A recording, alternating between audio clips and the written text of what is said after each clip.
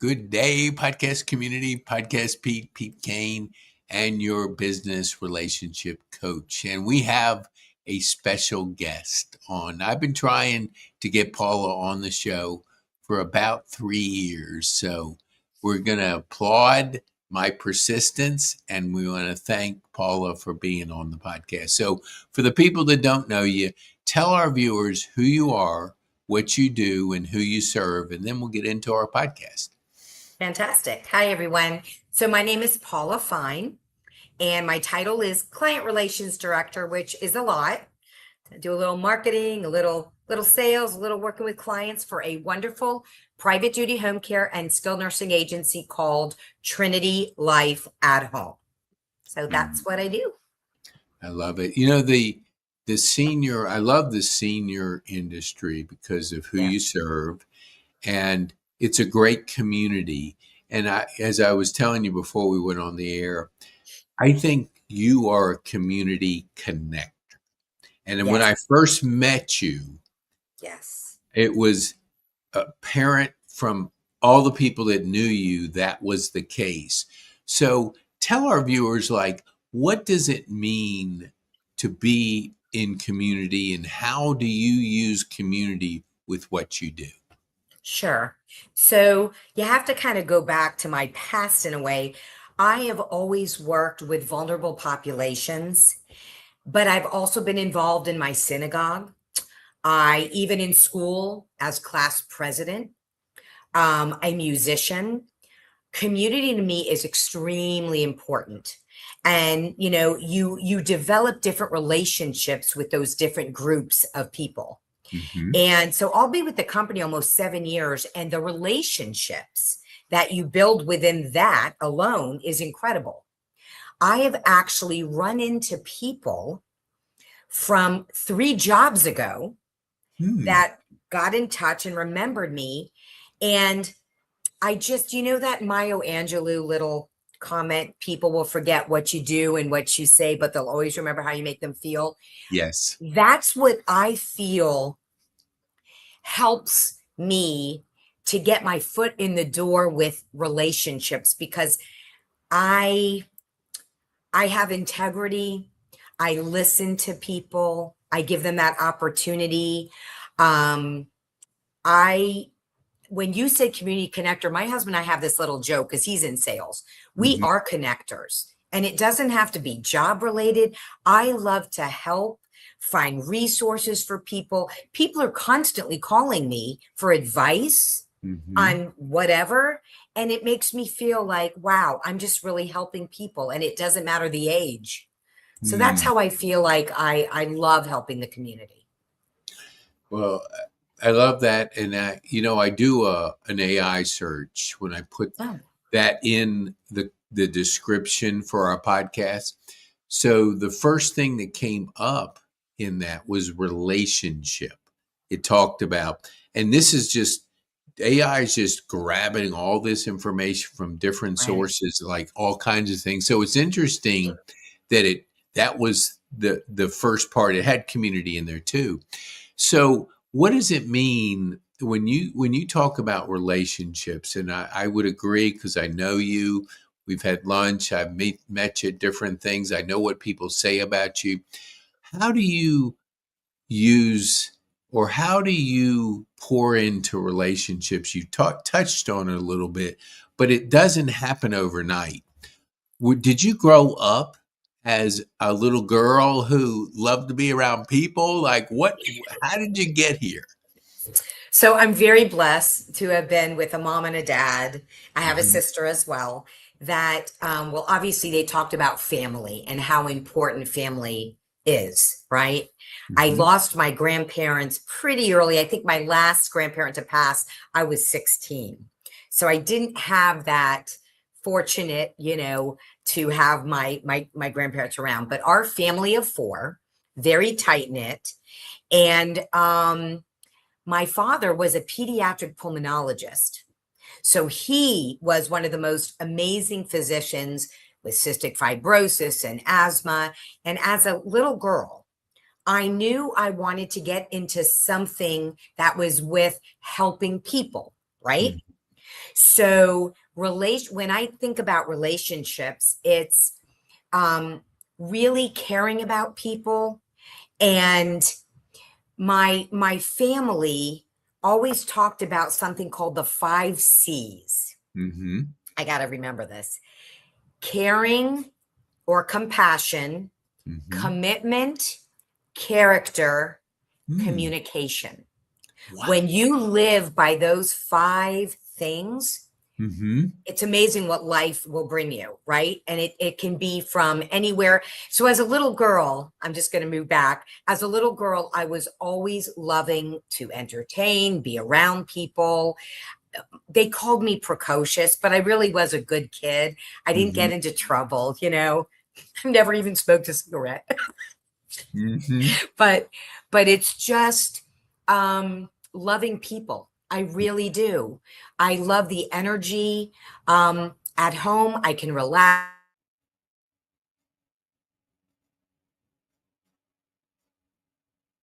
and so it gives me the energy, you know, to go out there and get that. I don't know, it gives me that motivation when I'm around Mm-hmm. people. Yeah. I love, I kind of think, and I don't know if you know Molly, she works with Tara. Have you Uh-huh. ever met Molly? Okay. Well, she was describing, we were chatting over a phone call, and her husband was pretty much not an introvert, but not doesn't have the bold personality like you do and what Molly does. And so when they got the families together, she said it was like he was like overwhelmed by just the family nature of families that grow up. They like being around each other. Did you find that meeting your husband? Was he, you said he's an extrovert and connector. Was he like you, or did he have to get used to, just that general nature of just wanting to have fun, wanting to be around people? Was there anything that he had to learn in the process of dating you? That's a great question. We met very young. We met at 21 and Hmm. got married at 23. And a matter of fact, Saturday is our 39th wedding anniversary. Whoa, Yeah. congratulations. So we are very good friends. Yeah. So he was a little more on the introverted side, even though, uh-oh, hello. Did you freeze up a little? I don't know. It just went black, the screen. There we Yeah. go. I'm sorry about that. I didn't know what happened. Is it on my Yeah, there end? there is a tiny bit. You were delayed a second a minute ago where you froze Okay. up a little bit. So there Okay. may be just a little interference. It's coming through right. It's coming Okay. through for me now. Okay, I'm all hooked up and everything. So getting back, so my husband, um, he was more on the introverted side, but honestly, like we balance each other amazing. And as we got older, I would say even the first 5 years of marriage, I mean, he's very outgoing in a different way, you Hmm. know? Like I'm the person that would get up and sing a song and do things like that, but he is extremely personable and outgoing. I mean, his customers love him. Like I hear the stories, you know, from people Hmm. that, you know, he walks into places, hey, hey, you know. So we're kind of a little different, a Hmm. little you know, balance, but he was so attract this is what he told me. He was attracted to the energy and the Hmm. fact that I made him feel really good about himself, like I Hmm. built his ego up. So we're just a good balance, you know? I mean, Yeah. 39 years says a lot, right? Yes, it does. It does. And I didn't know until after my stroke that I was a combination of both. I always like needed to recharge my batteries. Like I Yeah. love being around people, but I have to also recharge. So it's kind of Yes. a both, a little bit of each. What do you think as and I'll say an extrovert because you are like what what creates energy for you when you're out working and when you're around people? What can you share with our viewers? What does that mean to you? Well, I think, especially in the last 10 years of my life, you know, I've really focused on really being grateful for life, because Mhm. working with hospitalized kids and special needs and hospice, I was a volunteer coordinator. You start to appreciate, and you, of all people, know this after going through a stroke, you start to really appreciate that Mhm. life is so precious and anything can happen on any given day, right? Yep. Yep. Absolutely. So I really have practiced waking up and saying, there, as a radio station says, two good things happened to me today. I opened both my eyes. Right? There's a guy Yeah. on a jazz station that says that all the time, and it's true. And I Mhm. always think about, I'm very blessed that, and when you have that kind of gratitude, it kind Mhm. of motivates you to say, I'm going to live my best day today. Now, let me Mhm. tell you, there are plenty of days that I come home, I'm drained because of sad situations you hear about with Mhm. families. And Mhm. um, the good news is I'm an empathetic person, but I'm not an empath. An empath is a person that soaks in everything so much that they can't deal and probably have to go to therapy a lot to Mhm. deal with what's going on with other people. I don't have that. My entire life, I've been able to listen to people's problems, but then know how to set the boundary, go home, and be okay. Like, I'm a crier, right? We all have Mhm. emotions. I'm very emotional, but then Mhm. it goes away. So I'm not someone that just sits in it. Hmm. So, I know you from, creating jingles, creating mhm, things. And yeah, whenever we would be in conversations and other people, they would remark about how you would step up, play a music instrument, do something creative. I never, but like I would do two things. I love to run before my yeah, stroke, and I like to yeah, play golf, the competitive nature being outside. I yeah. couldn't play either, or I can't do either, but I found journaling and podcasting as that creative Love it. arm of what do you say? How does creativity help you? Because you obviously are very creative and do that. How does that generate that that energy or Yep. that ability to be in community with people? Yeah. So it's really interesting. Many 6.5 years ago, when I joined the North Fulton Chamber, Greater North Fulton Chamber, they had a Mhm. contest, and it was for the holiday time. Matter of fact, today they had one as well. And they have people, wear the sweaters and make poems, anything holiday to tie into your company. Mhm. So I, as a kid, wrote poetry, and I was always writing jingles and things, and it all came back to me, right? Mhm. So I started doing that. And then I said, wait a second, there's a lot of home care companies out there. So I'm going to stand out and start singing the jingles. So now I have about 8 of them, and I rotate them, right, for the different holidays and stuff. That has really helped my brain. So this is Mhm. one area I will never go to AI or chat GPT or any of that, Mhm. because I've got to create it through my brain, right? The other thing is, as a musician, I play saxophone. And I don't know if I told you this, my original career was going to be music therapy. And then Mhm. I switched. Well, I go and do music for many seniors, Mhm. especially with cognitive issues.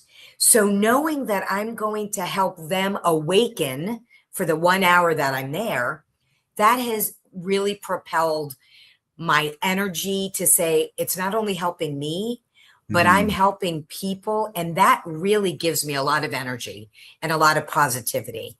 And to get hired every month from 5 communities is a blessing.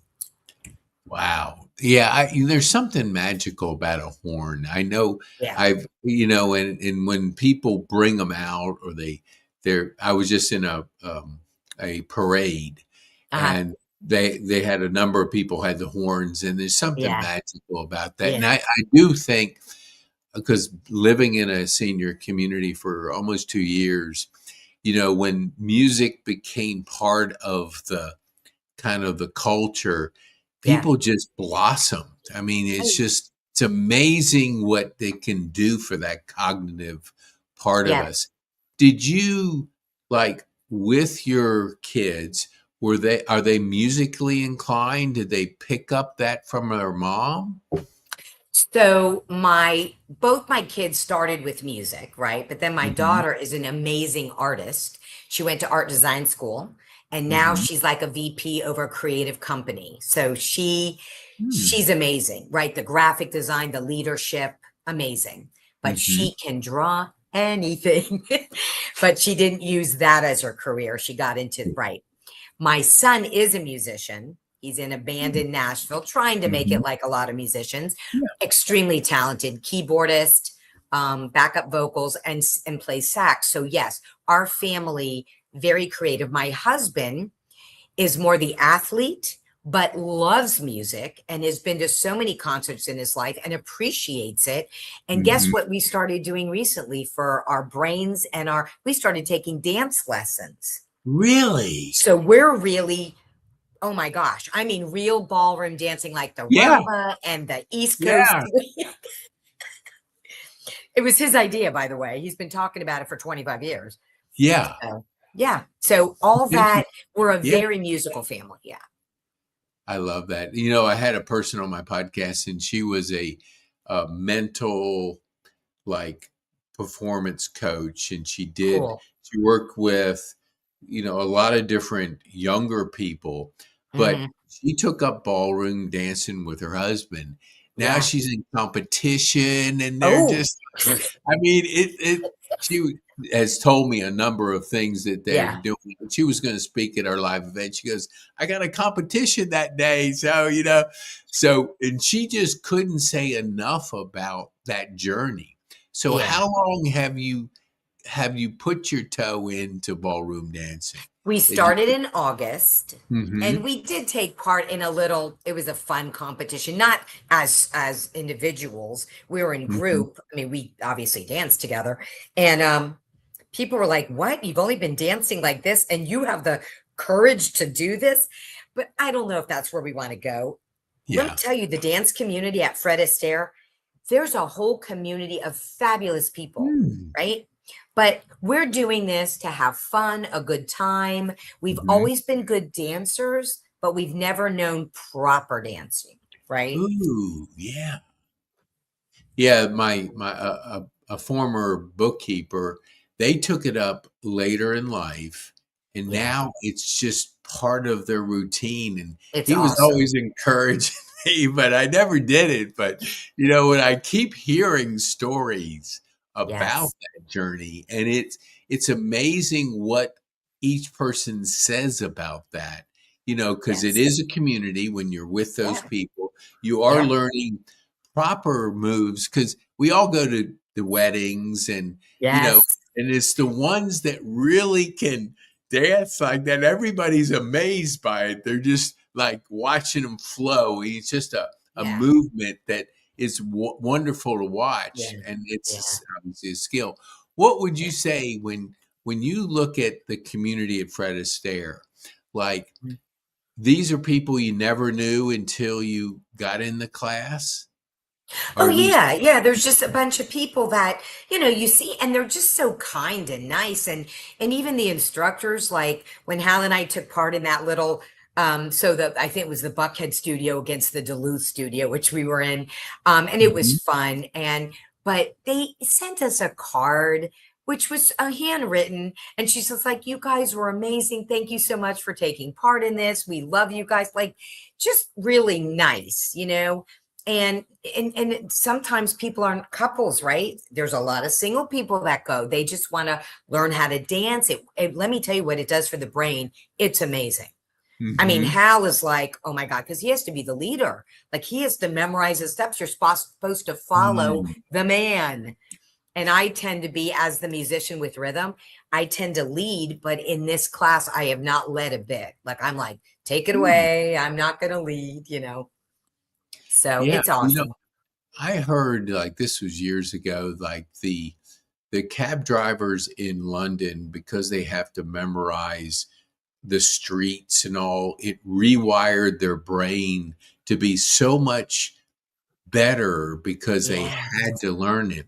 So when you say the cognitive set, share with our viewers, like, what have you seen the benefit by having, obviously you're thinking because you're following a lead and you always got to be thinking. How has that helped you that you could kind of share with our community of what that means for the cognitive part of the brain?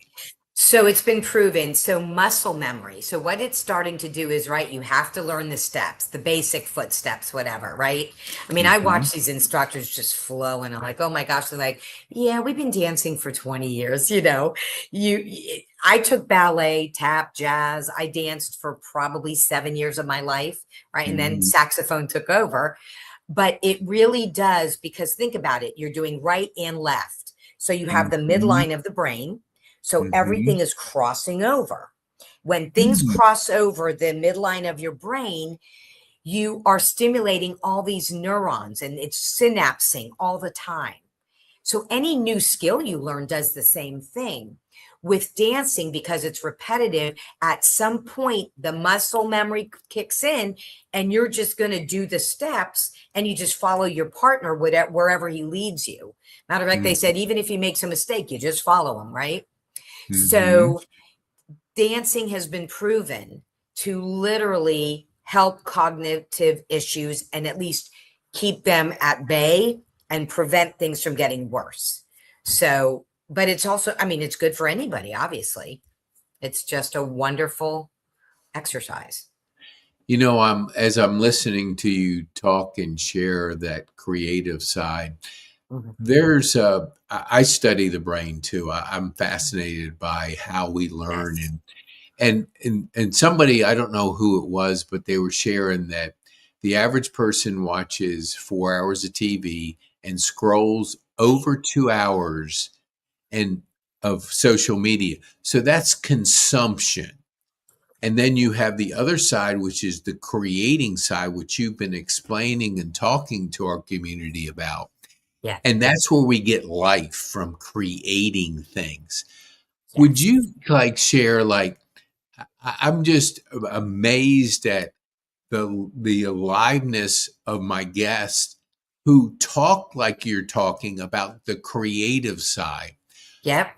Do you feel that you've seen that because you are so creative, that explains the excitement, the energy that you have? Yeah. I mean, I get what you're saying. So let me just explain. So when I do music Mm-hmm. for communities, I'm not an entertainer as much as I am an engager. My Mm. role is not to be the Kenny G, right? Mm-hmm. I bring my music. I'm not memorizing anything. But what I do, I also bring drums and sticks and mallets. And Mm-hmm. I actually bring people back to childhood songs where we're Ooh. doing rhythms and tapping. I mean, I Mm-hmm. sing songs like Down by the Bay, you know that one where the Yeah. watermelons grow. Yeah. And then they have to come up with farm animals. I come up with Hickory Dickory Dock because you have to count when the clock. Yes. I do rhythms where I'm singing, and I came up with this all kind of improvisational, but now I Mm-hmm. have kind of a every time I go. And obviously, every month it's like I'm doing something new because they have cognitive issues, but they have the essence of me. They kind of remember that Paula has come once a month. So the creativity that I'm doing Yeah. is literally bringing them to a point of, I mean, it's unrecognizable to a lot of the people that see them kind of like this. And then the music, it just, they're all participating, they're Mm-hmm. counting, they're humming rhythms. It's incredible. It's Yeah. incredible. Yeah. Yeah. I think that when we ever discover our creative side, it Yeah. does bring life to us. What is Paula excited about? We're winding down our year for next year. Could you share, like, what you're excited about most? Sure. Well, I'm very excited because in 9 days, my daughter's probably going to be induced and I'm going to be a Gigi. So she's going Hey! to have her first little girl. Ooh. Yes. Oh So my my God. husband and I are very excited about that. And I said, I'm going to be doing the music with her. That But is oh I'm just excited that 7 years with the company, that to me is yeah. huge in the home care industry. I'm Yes. excited to be doing more presentations and speaking in front of people.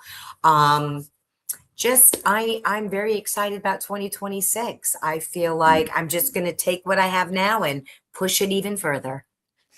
Well, I don't know if it's possible, but I'd like to bottle your energy and You're so start funny. selling it out there because we would have an absolute wonderful product. It You're so is. sweet. I mean, I've always, we would have some fun when I would see you at different meetings, and I Yeah. did, just kind of see that there's something unique and different about the energy that you would give off.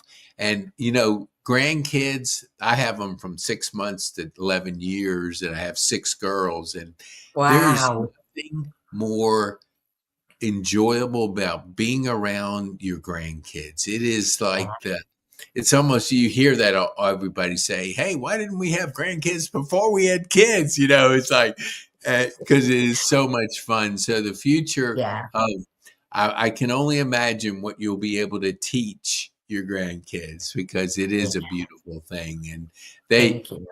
so you're going to be a Mimi. Is that No, you've no, selected Gigi. Gigi? Gigi. Gigi. Way before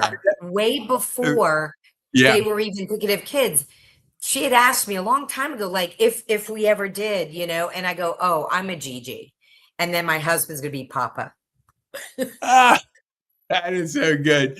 Because I always, people will say, because we've, having that many, they'll say, like, Mhm. I always ask people, because I have a podcast, Granny and Grandpa podcast. So I I always love that. want to, oh, I know, because it's just people want to tell their grandkids stories. And it's Yes. so cool to be able to get, everybody has a unique name. And if you Yeah. don't grab your name, then your grandkids will give you a name. And I know, like my father-in-law was I'm trying to think. Um, it's a funny name because it was given to him by the first grandchild. Oh, I'm gotcha. drawing a blank, but it was like, it's not a normal name, but it's a name that comes out of kids. So I Yeah. always tell people, you better own your name or your grandkids will give you the name, and it may not be what you want from I've your heard kids. that. Yeah. Well, you Yeah. can believe that I'll be making a poem or something. I'm your Gigi. Yes, I am. Yes. Oh, yes. That is going to be so cool. So Yeah. that is exciting. Well, I want to be respectful of the time because you are a person on the move. Paula is always, and I have that jingle that you did for me, and I'm going to get somebody this year to put some words to it and stuff. So we Well, may no, see that. not word. Wait, I wait, mean, wait. I already music did to the the words. Music. yeah, yeah, Yes. music Yes. to the words. And I Yeah. had a person, but I lost connection to him, so I've just kept it in like the back of my Sure. whatever Sure. to come out with that because I love it because I love the way you put it together. So what would you? Oh, you know what? I forgot to ask. Like, tell Yes. our viewers how can they get a hold of you? I usually have a banner, but we had some trouble getting No connected. worries. How can people get hold of you, Paula? So I am on LinkedIn, Okay. Paula Fine. Yep, you can find me there. A lot of people don't do Facebook, but whatever. And I honestly, when you Google me, Paula R middle initial Fine, I do pop up. Because I have worked for several companies, but again, this is a really good company that I've worked for years, so you can do that. I'm also at an email. Can I share my email? Yes, Because absolutely. if We'll put anyone it in the ever show needs, notes yep, too. yep, But yeah, share it with our audio sure. So it's listeners. P Fine at, and then the company name is spelled out Trinity trinitylifeathome.com. So Trinity Life at Home. Awesome. Thank you Man, so that's so much, good. Pete. So I have one final question, Paula, before you Oh, leave okay. us. What would you want our viewers to take home from our time on this podcast? The one thing. I think people should know that I am a connector and I'm willing to help people, just a conversation. So anybody can reach out to me, whatever they need. That is so awesome. Thank you so much, Paula. We appreciate you taking the time to share with our community your journey. And I love relationships and community. Those are two things that are just jump out at the page. And thank you so much for sharing with us today. Thanks, Pete. It was a pleasure.